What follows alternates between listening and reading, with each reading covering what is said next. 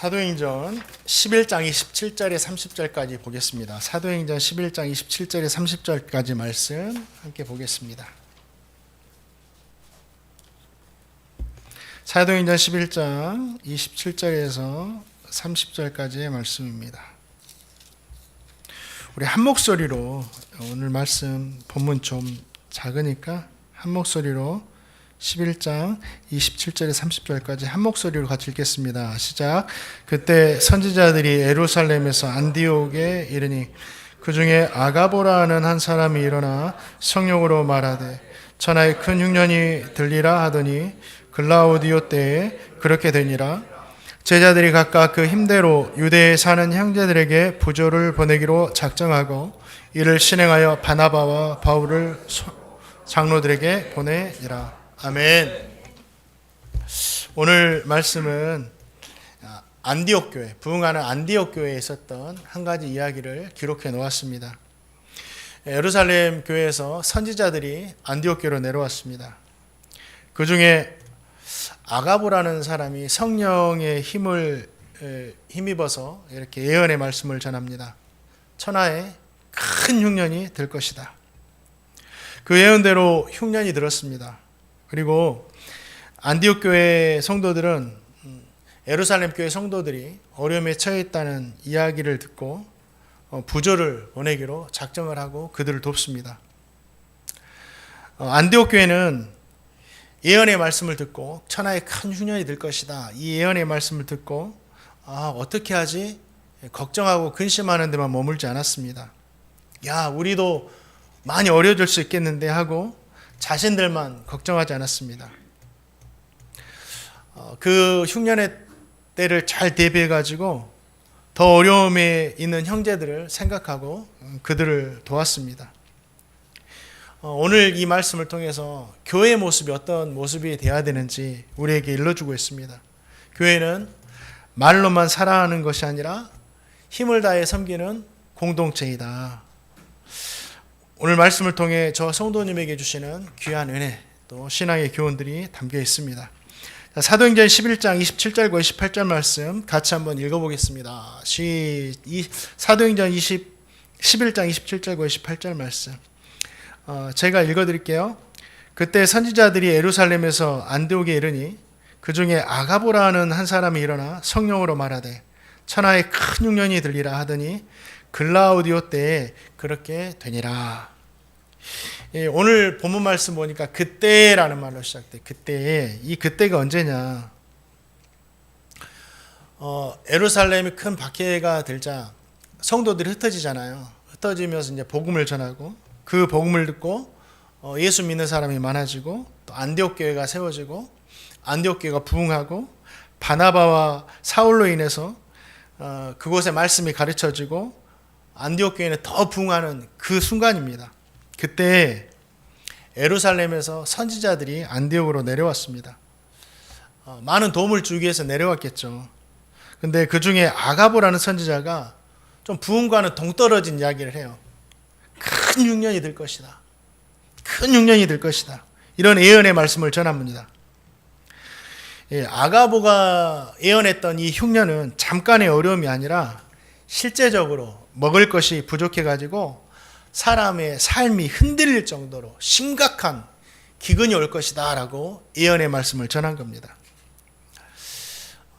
부흥하는 교회 입장에서는 듣기 좋은 말씀이었을까요? 좀 듣기 싫은 말씀이었겠죠. 그런데 선지자라는 이름의 뜻이 뭐냐면 이 프로페테스라는 단어를 사용하는데 이 말이 하나님의 뜻을 받아서 그대로 전달하는 사람, 이게 바로 선지자입니다. 자신의 생각을 말하는 사람이 아니에요. 하나님의 말씀을 받아가지고 뭐 해석을 해가지고 전달하는 사람이 절대 아닙니다. 하나님의 말씀을 받았으면 그 말씀이 어떤 말씀이든지 그대로 증거하는 사람이 바로 프로페테스, 선지자죠. 그 말씀에는요, 사람이 듣기 좋은 말씀도 있죠. 하나님 말씀에 축복하고 잘 될 것이 하는 말씀이 있으니까 듣기 좋은 말씀이 있습니다. 그런데 사람들이요, 듣기 싫은 말씀도 있는 거예요. 부담되는 말씀도 있는 거예요. 그러나 사람이 하나님의 말씀을 듣기 싫어하든지 듣고 싶어하든지 그게 듣기에 좋든지 듣기에 거북하든지 거기에 상관없이 선지자는 하나님의 말씀을 그대로 증거하는 사람이 누구예요? 그게 선지자고 사명을 잘 감당하는 사람입니다. 저도 이 말씀을 또 묵상하면서 하나님의 말씀을 전하면서 어떤 부분에 대해서는 이 말씀을 증거해야 되는데 말씀을 준비하다가도 고민되는 부분이 있어요. 이 말씀을 증거하면 어떻게 될까? 어떤 성도님들 어떤 반응을 보일까? 왜 이런 생각을 하냐면 제가 성도님들의 상황을 모르면 그냥 증거할 수 있지만 상황을 안다라는 거예요.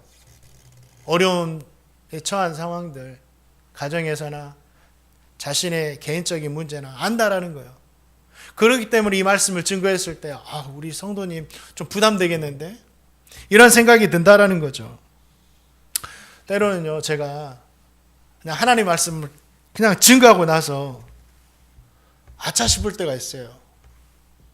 마음이 정말 어려울 때가 있어요. 하나님의 말씀을 증거했음에도 불구하고 자기가 참 어려울 때가 있어요. 부족하고 연약하니까 그렇죠. 그런데 그럴지라도 하나님의 말씀을 대언하는 저는 성도님들의 형편, 상황, 처지 이것보다는 하나님의 말씀을 먼저 생각하고 성도님이 듣기에 거북하든지 듣기에 좋든지 상관없이 그대로 증거해야 돼요. 그게 제 사명이에요. 그게 또 진짜 성경에 보니까 참 선지자와 거짓 선지자가 있는데 진짜 선지자의 역할을 하는 거고요. 아가보 선지자는 참 선지자였습니다. 하나님의 말씀을 전할 때 아가보 선지자는 그냥 하나님께 성령에게 받아갖고 이렇게 이야기를 하잖아요. 왜 그렇게 말씀을 전했을까? 그 당시에는 우리가 보는 이 66권의 신구약 성경책이 없었어요. 완성되기 전이에요. 하나님의 말씀이 성경책으로 만들어져서 우리에게 주어지기 전이었습니다. 그렇기 때문에 하나님은 성령을 통해서 또 천사를 통해서 이렇게 직접적으로 계시의 말씀을 주기도 하셨어요. 그런데 지금은 하나님의 말씀 66권, 신구약 성경 66권의 하나님의 말씀이 우리에게 주어졌어요. 지금은 그렇기 때문에 대부분 하나님은 이 성경을 통해서 우리에게 말씀하시는 거예요. 이게 가장 건강하고 안정적으로 신앙생활 하는 겁니다. 그래서 우리 성도님들 누가 기도하다가 어떤 하나님의 음성을 들었다, 하나님의 말씀을 들었다, 이렇게 했다 전혀 동의할 필요가 없는 거예요. 그랬구나 하고 넘어가면 돼요. 신비할 필요도 없어요. 하나님은 이미 이 성경을 통해서 우리에게 말씀을 다 주셨기 때문에.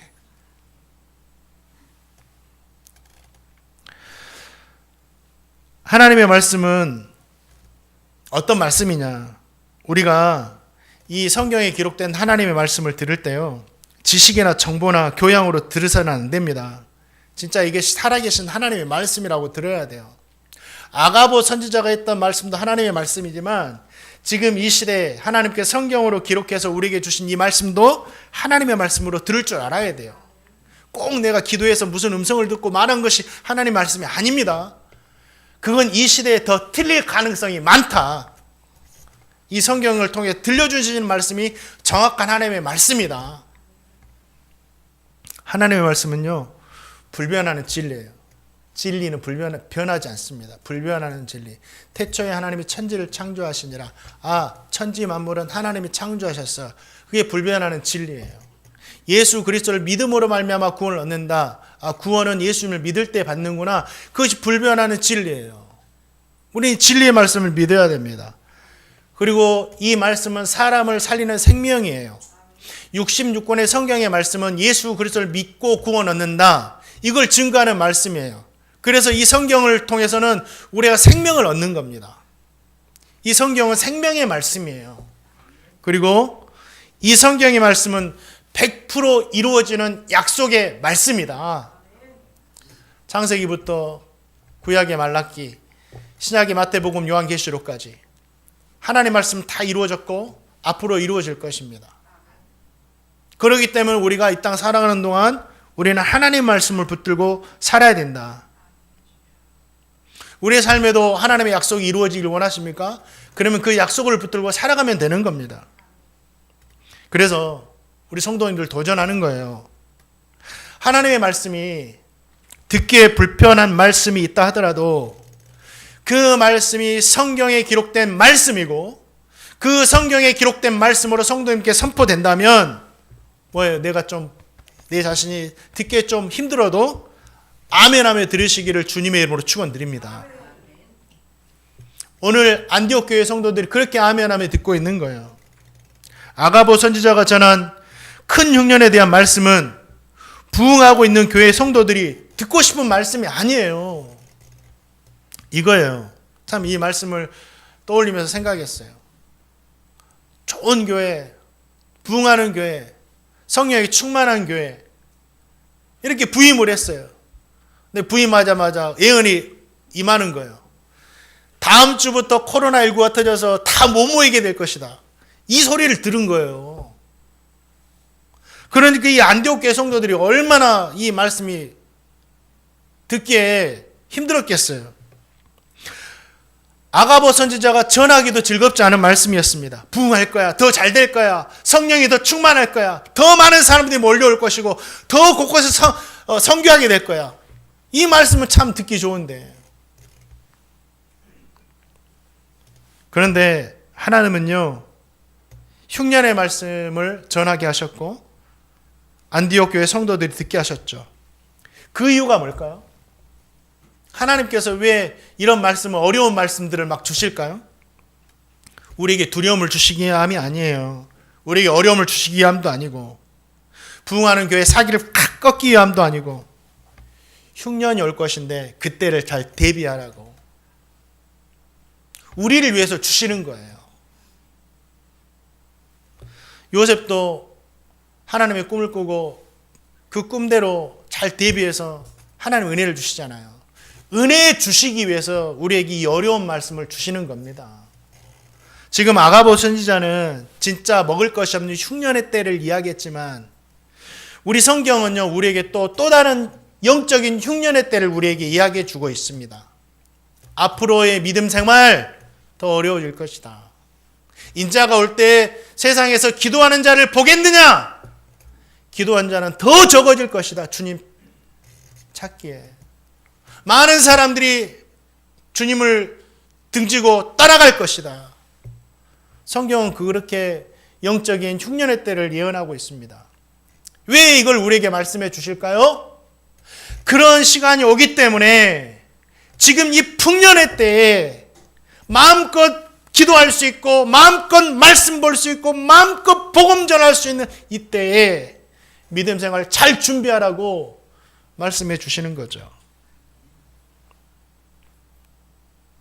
흉년을 잘 이길 수 있도록 믿음을 잘 준비하라는 겁니다. 알고 있는 사람과 모르고 있는 사람은 다를 수밖에 없죠. 알고 있으니까 잘 대비하겠죠. 알게 되었으니 잘 준비하겠죠. 그래서 우리에게 어려운 말씀이라도 우리를 힘들게 하려는 것이 아니라 우리에게 더 큰 은혜 주시기 위해서 들려주시는 말씀이다. 사랑하는 성도님들, 전하기 어려운 말씀도 결국은요 성도님들에게 더 좋은 은혜 주시기 위한 것이니 제가 전하기 부담스럽더라도 이 믿음을 가지고 저는 담대하게 증거해야 됩니다. 우리 성도님들 잘 되라고 하시는 하나님의 말씀이잖아요. 그리고 말씀을 듣는 저도 지금도 전 말씀을 듣고 있고 우리 성도님들도 말씀을 들을 때 마음이 어려워지고 생각이 복잡해지는 그런 말씀이 있다 할지라도 하나님의 말씀을 진리와 생명으로 들으시기를 주님의 이름으로 축원드립니다. 사도행전 11장 29절 말씀 다 같이 한번 읽어보겠습니다. 시작. 제자들이 각각 그 힘대로 유대에 사는 형제들에게 부조를 보내기로 작정하고 28절 말씀 보면 글라우디오 때 그 말씀이 이루어졌다. 흉년이 진짜 들었다. 이 말씀이죠. 실제로 역사 속에서도 글라우디오 황제 때 큰 흉년이 들었습니다. 글라우디오는 로마 제국을 다스리던 황제였고 그가 통치하는 기간은 AD 41년부터 54년까지였어요. 이 시기입니다. 이 시기. 이 시기 로마 제국 여러 지역에 진짜로 큰 기근이 들었었어요. 특별히 유대 지역에도 심각한 흉년이 찾아왔습니다. 유대 역사가 요세푸스가 이런 기록을 해요. 글라우디오 시대에 유대 땅에 큰 기근이 있었다. 이러한 흉년으로 인해서 유대에 사는 형제들도 어려움에 처하게 됐습니다. 예루살렘 교회 성도들이. 그 소식을 들은 안디옥 교회 성도들이 어떻게 했을까요? 하나님께서 우리에게 위 말씀을 해주셨지, 우리가 왜 이것을 대비하게 하셨지? 우리만 잘 먹고 잘 살라는 건가? 우리만 이 어려운 가운데 참 벗어나라는 건가? 이렇게 주셨나? 그런데 예루살렘 교회 성도들이 어려움에 처했다는 소식을 듣고 그들이 깨달아요. 아, 이때구나. 하나님께서 우리를 위해서 일하시는구나. 그래서 안디옥 교회 성도들은요, 예루살렘 교회 성도들을 도왔습니다. 그 일에 대해서 성경에는 아주 간단하게 한 4절, 5절로 기록하고 있지만 이 돕는 것이요, 그렇게 간단한 일이 아니에요. 우리 성도님들 아무리 우리에게 많은 재산이 있어도요, 우리에게 마음이 없으면 누군가를 돕는다는 것이 그렇게 쉬운 일이 아니에요. 목사인 저도 참 성령 충만하고 기도하고 잘 준비되어 있으면 어려운 사람 보면 도와야지 하고 돕지만, 섬겨야지 하고 섬기지만, 저도요 가끔씩은 어떤 생각이 드는지 아세요? 왜 또 눈에 보이는 거야? 목사인 제가. 저도 그래요. 이게 돕는다는 게 쉬운 것이 절대 아니에요. 그런데 이들은, 이 안디옥 교회 성도들이 기꺼이 유대에 있는 형제들을 어떻게 도울 수 있었을까? 우리는 2가지를 잊지 않아야 됩니다. 이들 안디옥 교회 성도들을 받은 은혜를 잊지 않았어요. 우리 하나님께 받은 은혜를 잊지 않는 자들이 도울 수가 있는 겁니다. 그들이 예루살렘 교회 성도들을 도울 수 있었던 건 뭐예요? 이 기근 속에서도 먹고 살만하다, 견딜만하다, 준비가 되었다, 나눌 무엇인가가 있다, 이런 뜻이잖아요. 그 이유가 뭡니까? 하나님께서 아가보 선지자를 통해서 미리 알려주셨기 때문입니다. 자신들의 잘남이 아니에요. 자신들의 지혜가 아닙니다. 전적으로 하나님께서 미리 준비시키신 은혜였다라는 거죠. 이러한 은혜가 아니었으면 자신들도 어려움에 처했을 것이고 누군가 우리를 돕지 않나라고 기다리고 있었을 거예요. 그들은 하나님께서 주신 이 말씀을 통해 우리가 은혜 받게 되었다, 이걸 잊지 않았어요. 그래서 받은 은혜를 기꺼이 흘려보낸 겁니다.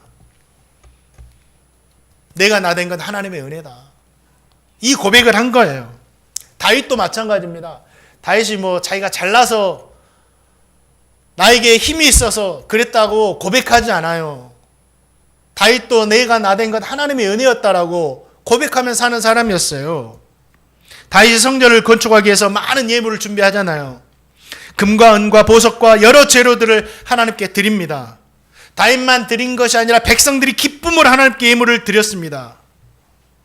겉으로 보기에는 다윗과 백성들이 대단한 헌신을 한 것처럼 보이잖아요. 그러나 다윗은 하나님께 드리면서 하나님의 은혜를 고백합니다. 이렇게 드릴 수 있었던 것이 하나님의 은혜다고. 자, 그게 역대상 29장 14절 말씀이에요. 우리 한번 같이 읽어봅니다. 시작. 나와 내 백성이 무엇이기에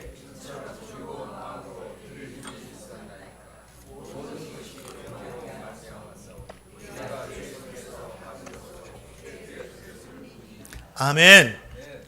다윗은요, 자기 자신 하나님께 드렸다고 자랑하지 않아요. 이게 뭐예요? 하나님께 받은 것 하나님께 드렸을 뿐입니다. 하나님의 은혜를 잊지 않으니까, 얼마나 많은 걸 받았는지 은혜를 잊지 않으니까, 이거 하나님께서 나에게 주신 것에 비하면 아무것도 아니다고, 그리고 드린 것마저도 하나님이 주신 것 드렸다라고, 하나님의 은혜였다라고, 하나님의 은혜를 잊지 않으니까 이렇게 할 수 있었던 거예요. 이것이 은혜를 잊지 않는 사람의 모습이죠. 은혜를 잊지 않는 성도들이요, 자신의 것을 아낌없이 드릴 수가 있는 겁니다. 은혜를 아는 사람은요, 자신의 섬김으로 내가 했다라고 자신의 공로를 내세우지 않아요. 하나님께 주셨기 때문에 드릴 수 있었습니다. 하나님께서 은혜 주셨기 때문에 섬길 수 있었습니다. 이 고백이 나오는 거죠. 지금 안디옥 교회 성도들에게 이 마음이 있는 거예요. 우리가 하나님께 은혜 받았지 않냐.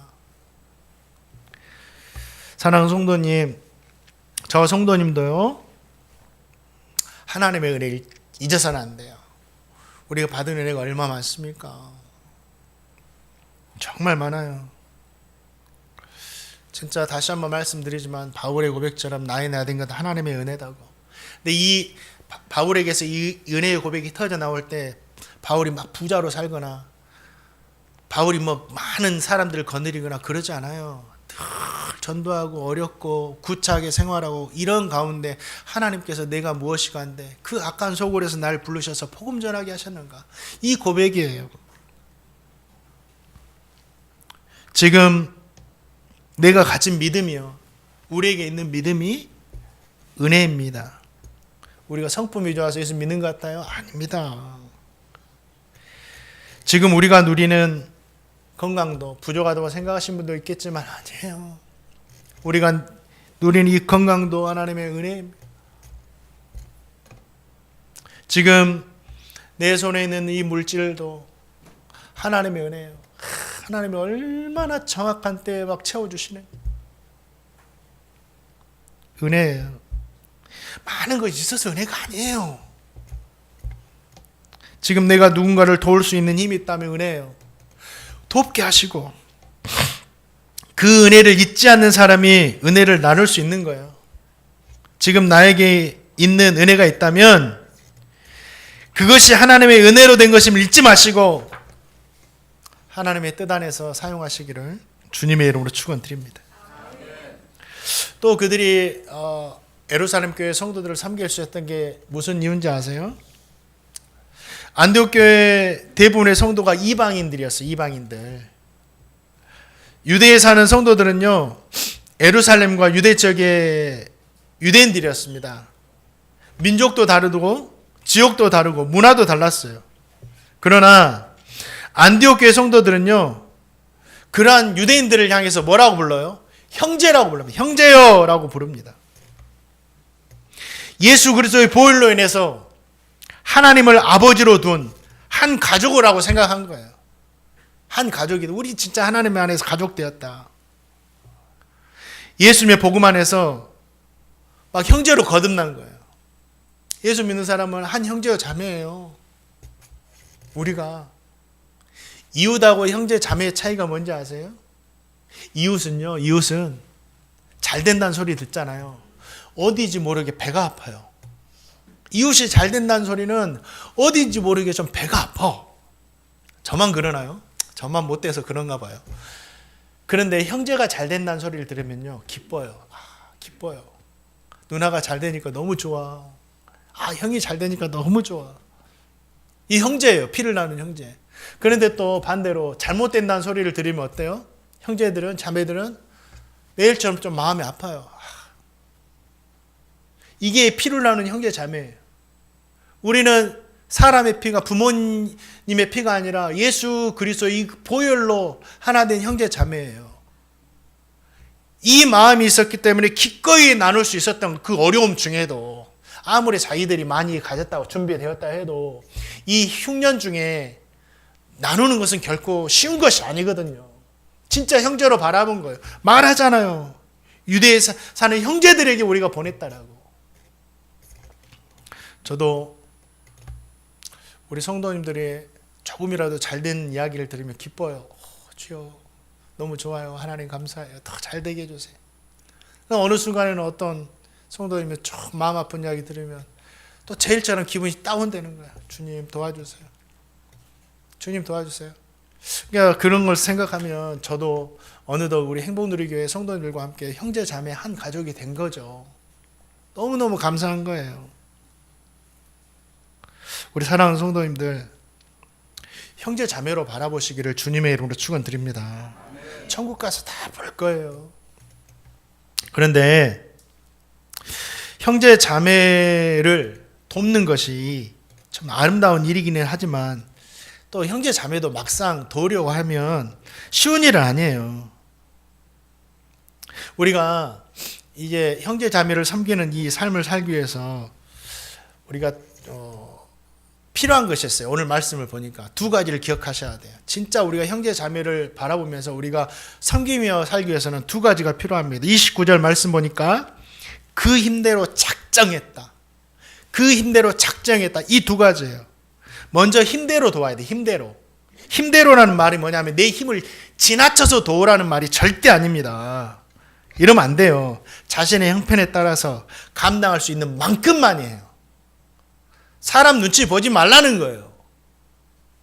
자기가 감당할 수 있는 만큼만 자신의 형편에 따라서만 도우라는 거예요.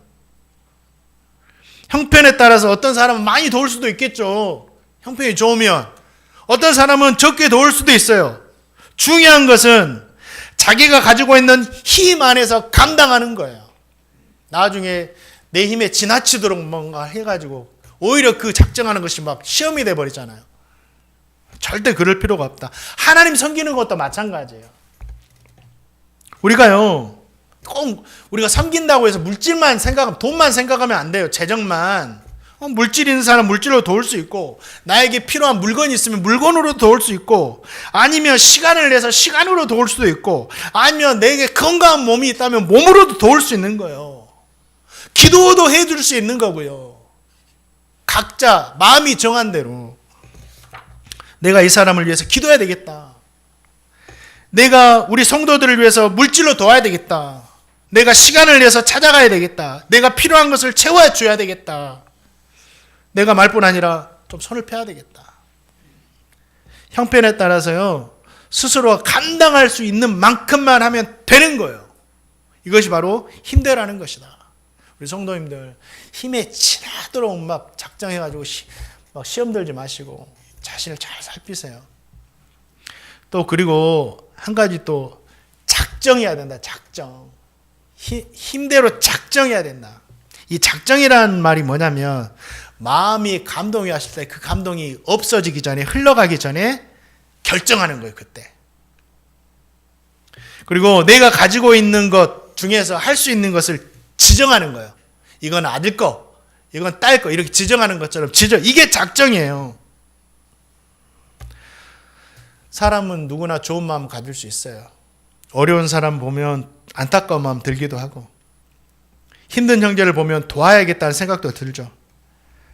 그러나 그 마음이요, 작정으로 이어지지 않으면 금방 사라져버리게 됩니다. 어렵지만 나중에 해야지, 형편이 조금 좋아지면 해야지, 다음에 해야지, 이렇게 하면요 결국 아무것도 못하는 건 우리를 만나게 됩니다. 작정하세요. 그 순간 해야 되겠다. 이거는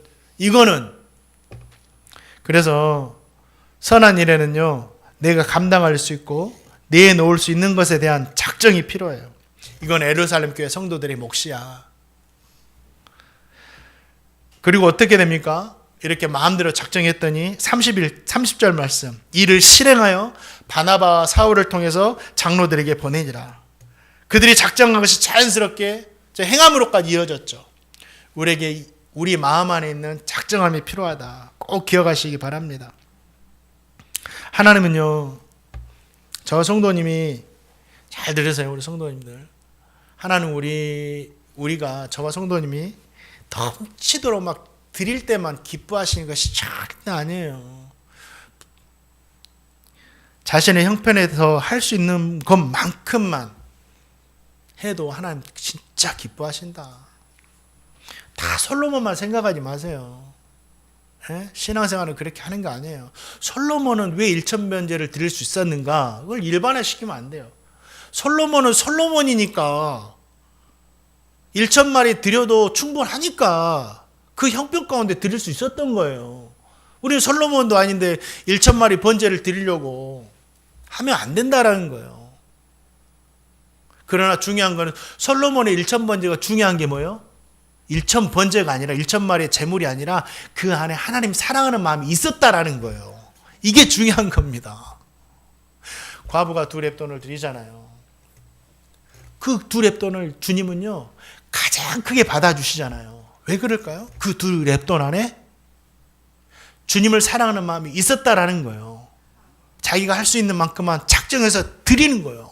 하나님 그것을 보시는 거예요. 꼭 기억하시기 바랍니다. 중요한 것은 두 랩돈의 마음이 지나가 버리기 전에 작정해서 드리는 거예요. 이게 중요하다. 누구나 아름다운 마음 가질 수 있죠. 그러나 작정해서 드린 사람은 그렇게 많지 않다라는 겁니다. 우리 주님께서 이런 말씀을 하셨어요. 우리 성도님들. 안디옥 교회 성도들은 예루살렘 교회에 있는 성도들을 도운 거잖아요. 사람을 도운 거잖아요. 근데 주님께서 사시는 날 동안 가르치신 말씀 중에 이런 말씀이 있잖아요. 지극히 작은 자에게 한 것이 바로 나에게 한 것이다. 그러면 안디옥 교회 성도들은 예루살렘 교회 성도를 도왔지만 누구를 도운 것이 되죠? 주님을 도운 것이 되죠. 부지 중에 하나님을 섬겼다. 천사 섬겼는데. 우리 성도님들 그렇게 생각해 보면 우리 성도님 참 감사가 되는 거예요. 하나님, 저는 지금까지 사람을 도왔고 선교사님들을 도왔고 어려운 성도들을 도왔을 뿐인데 이 말씀 보니까 제가 주님을 많이 도왔거든요. 얼마나 감사해요. 하나님, 우리가 어려운 사람 도울 때 자신을 도왔다라고 우리에게 말씀해 주십니다. 사랑하는 성도님들, 저와 성도님 모두가 안디옥 교회 성도들과 같이 어려움 중에 있는 성도들을 보시거든 자신이 감당할 수 있는 것들을 작정하시고 행하며 살아가시는 좀 주님을 섬기는 아름다운 성도님 되시기를 주님의 이름으로 축원드립니다. 말씀을 맺습니다. 하나님의 말씀을요, 진리와 생명으로 들으세요. 반드시 이루어지는 약속의 말씀으로 들으시고 그리고 그 약속의 말씀 안에서 살아가세요. 함께 신앙생활하는 성도들을요, 주님의 보혈로 하나 된 형제 자매로 바라보시기 바랍니다. 얼마나 감사합니까? 그리고 지금부터 저는 정말 우리 성도님들에게 어떻게 하면 하나님의 말씀을 말씀되게 증거할까라는 고민을 하는데 제가 증거하는 말씀 가운데 마음이 어렵고 힘들고 하는 말씀 자체도 우리 성도님들에게 개인적으로 주는 말씀이 아니에요. 다 주는 말씀입니다. 하나님의 말씀이다라고 오해 없이 아멘으로 들으시고, 또 형제가 아파하면 좀 나도 아파해주고, 형제가 기뻐하면 내 일처럼 기뻐해주는, 좀 그렇게 형제로 살아가세요. 그리고 형제 자매 어려움 보시거든 그냥 지나치지 마시고 내가 작정하고 또 할 수 있는 마음 안에서 주님을 섬기듯이 다 섬겨가시는 제가 되고 우리 모든 성도님 다 되시기